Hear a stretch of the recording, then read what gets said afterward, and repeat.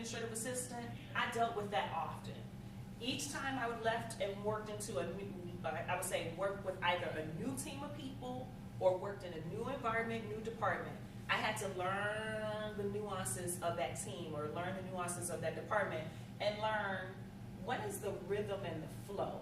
Because I'm going to have someone who just isn't going to do their work until the last minute. There are just some people like that.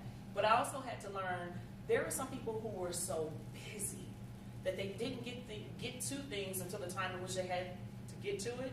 And many times it was at the last minute, which meant I got some of their extra work that I had to do. But I also had to learn through my communication pattern, how do I pull from them information so they're not dropping it on my lap at the last minute. One of the reasons why I gave the recommendation or the requesting of the new behavior of, is it possible for us to meet every morning for 10 minutes? That became literally one of my solutions with one of the bosses I supported. Is it possible for us to meet 10 minutes first thing in the morning? So that way we can create the priority list for the day. Oh yeah, sure. And then until they thought that they could cancel. Yes. Oh, Cassandra, I don't have time for you. Is it possible that we can do that meeting tomorrow morning?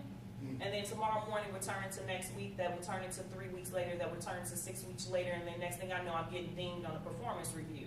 Well, you didn't keep, hello, you keep postponing. And I realized, how about doing meetings that they don't realize are meetings? Hey, you got a second? Coming into their office and talking to them. I used to call it the 3x3 system.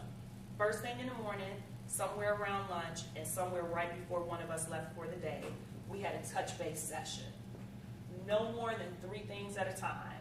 Whether it was 3 update points, 3 questions of clarification, report status, a question, and that was it. Whatever needed to be communicated at that point, but no more than 3 points at a time. And that's how I learned for those 3 bosses in particular that would dump everything on me or not always be available when I needed them to be available for us to be productive. I learned that the 3x3 helped. But I had to learn to take control of that. That was part of that assertive process. It's okay for me to establish this system because guess what? I'm here to make things better for all of us. That's my job. And once I got comfortable with that, changing the mindset. And I was like, who the heck they think I am? They need to... I had all sorts of internal dialogue.